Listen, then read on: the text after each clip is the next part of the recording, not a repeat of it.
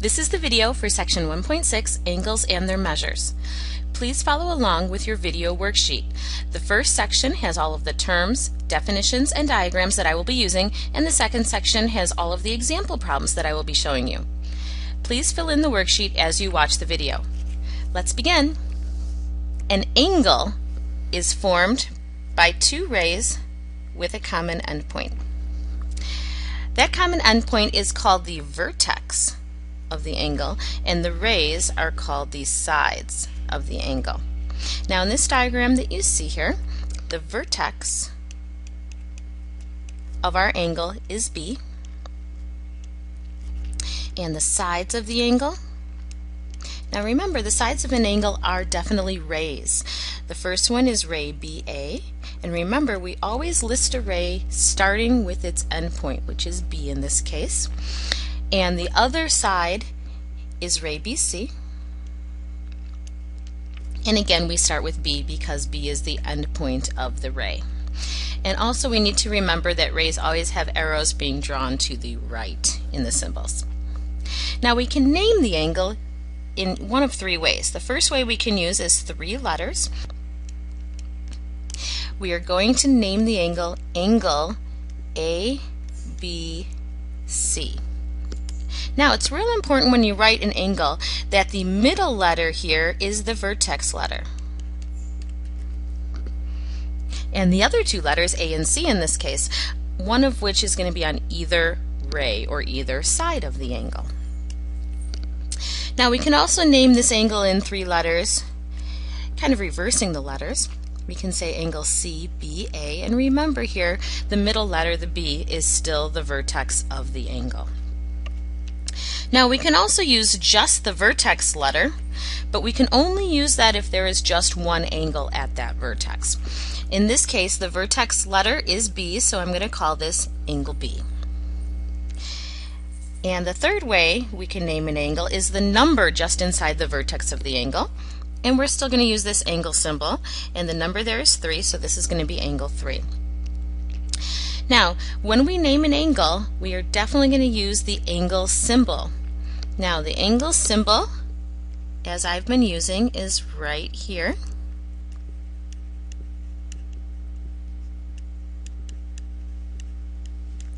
Now, sometimes people will use the angle symbol looking just like this, and other times they will use it looking like this. Now, these both mean the same thing. They're both going to be an angle.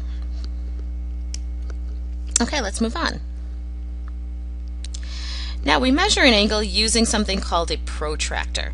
Now, this is a picture of a protractor, and I have two angles drawn on that protractor, the red and the blue. We're going to start with the red. Now, if you look at the red, we are going to line up our protractor, as you see right here, just at the 0 or 180. And make sure you line it up really carefully. We're also going to line up the vertex of the angle right here at what I call the T, or the center of the protractor. Now, when we measure our angle, we're going to look at the other ray of the angle. And in this case, in the red one, it is measuring at the 50 or 130 degrees. Now we have to decide which one of those is the measure of our angle. Now this is a small angle, so we are going to take the smaller of the two numbers, which is the 50. So this red angle has a measure 50 degrees. Now going to the blue angle, we can also line up the protractor with the angle on the other side. So I can line up the 0 and 180 over here and line up the vertex right there in the center, just like I did with the red angle. And as I do that, I'm going to look at the numbers that are going to be right here. Now this one's a little more difficult. If I look at the inner scale, my angle is going to measure between 60 and 70 degrees, and I look to the very end of the protractor and I count the little lines, and I'm going to see 67 degrees as one option. And if I look at the larger scale towards the outside, it's going to be between 110 and 120 degrees. It's three little lines past the 110, so my other choice is going to be 113 degrees. Now this angle, the blue one, is a large angle. So I'm going to use the larger of the two numbers, which is the 113. So this angle, the blue one, has measured 113 degrees. Now moving on, we're going to have 4 different names that describe angles. The first one is called an acute angle. Now an angle is acute if it has measure between 0 and 90 degrees. So here's an example of an acute angle. It's going to have measure between 0 and 90 degrees. Now the next type is a right angle. An angle is right if it has a measure of exactly 90 degrees. So here's an example of a 90-degree angle. Now with 90-degree angles, we always draw this little box in the corner representing that it does measure 90 degrees. The third type of angle is an obtuse angle, and an obtuse angle will look something like this. It's larger than a right angle, and it has measure between 90 and 180 degrees. The last type of angle is a straight angle, and a straight angle looks something like that. It looks almost like a straight line. Sometimes we'll have a dot there in the middle. It has measure exactly 180 degrees. The next thing is an interior of an angle. I have an angle here shown, and the interior of the angle is going to basically be the area between the rays. So if I grab a highlighter here, I'm going to kind of show you what this looks like. This area that I'm coloring yellow at the moment is the interior of the angle. It's between the 2 rays. And every point that is in this yellow shaded section is going to be in the interior of my angle. Now this interior extends forever or indefinitely. Now the exterior of the angle is going to be the area outside the rays. So in the area that is not colored yellow at the moment. And a point is on the angle if it is the vertex or is on either side of the rays or on the extension of either of the rays. The interior of an angle is going to be all the points that I am circling now, E or I in this case, because they're in the shaded yellow region. The exterior of the angle are the points that I'm going to be shading red here, D, A, C, G, because they're outside the yellow shaded region. The points that are on the angle are the vertex, which is B, or any point that is on the angle like H, F, or J. But if you look real carefully, if we extend this shaded area for the interior, we're going to notice that if I extend ray BJ, that point K is going to lie on that angle. So K is also on the angle because it's on the extension of ray BJ. Now here's our example problems. Name the vertex and sides of each angle. Write as many names for the angle as possible. Now you might want to pause the video at this point and try to fill these in for yourself, and then once you're done, go ahead and resume the video and you can see if you're right. Okay, 1A. The vertex of this angle is X, and the sides of this angle are going to be ray XA and ray XT. The names for this angle, I can name it with 3 letters, which is angle AXT or angle TXA. I can also name it with the vertex letter, which is angle X, and I can name it with the number, which is angle 2. Number 1B, the vertex of this angle is H. The sides of this angle are ray HZ.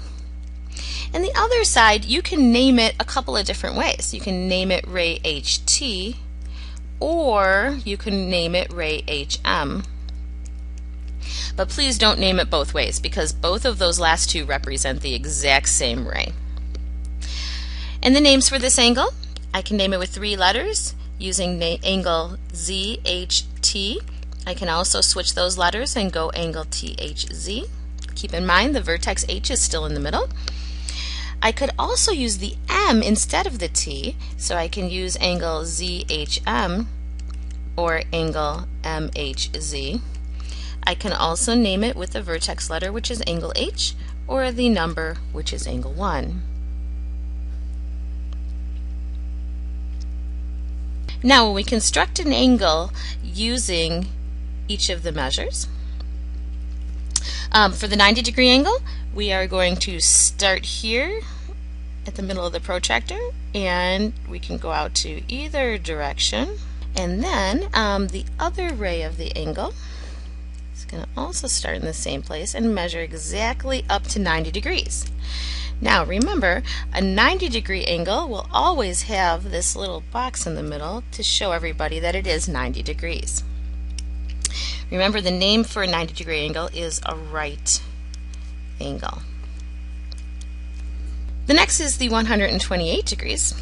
Now remember, I can go either direction. So I'm going to start again at the center of the protractor, and I'm going to name this one going to the left. And then I'm going to use my other side of the ray. Now remember, 128 is between 120 here and 130. And it's 8 little lines between the 120 and the 130, so right about there. And that's my 128-degree angle. And this angle is between 90 and 180 degrees, so it's called an obtuse angle.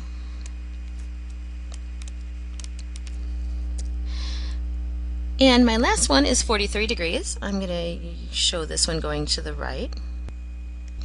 Okay, and that one is 43 degrees.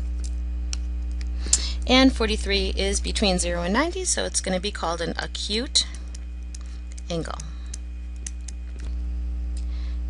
Moving on, question 3, we're going to state whether each angle is acute, right, obtuse, or straight. 3a, this angle is between 0 and 90 degrees, so it's called an acute angle. B is larger than a right angle, so I'm going to call that an obtuse angle. And C is almost like a straight line, so I'm going to call that a straight angle. Now 138 is between 90 and 180, so it is obtuse. And 90 degrees is a right angle. And 27 is between 0 and 90 degrees. It's small, so I'm going to call it acute angle.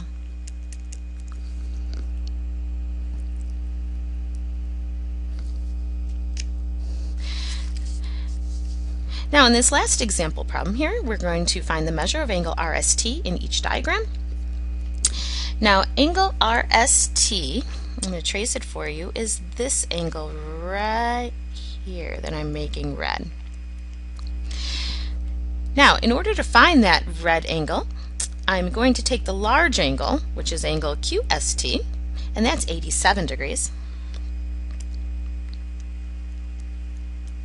And I'm going to subtract off angle QSR, which is the 51-degree angle, and that's going to give me the red one that I'm looking for. And when I do that subtraction, I'm going to get 36 degrees, so that is going to be the measure of angle RST. Now in the second diagram, angle RST is not one of the smaller two angles, it is the large angle right here that I'm coloring red.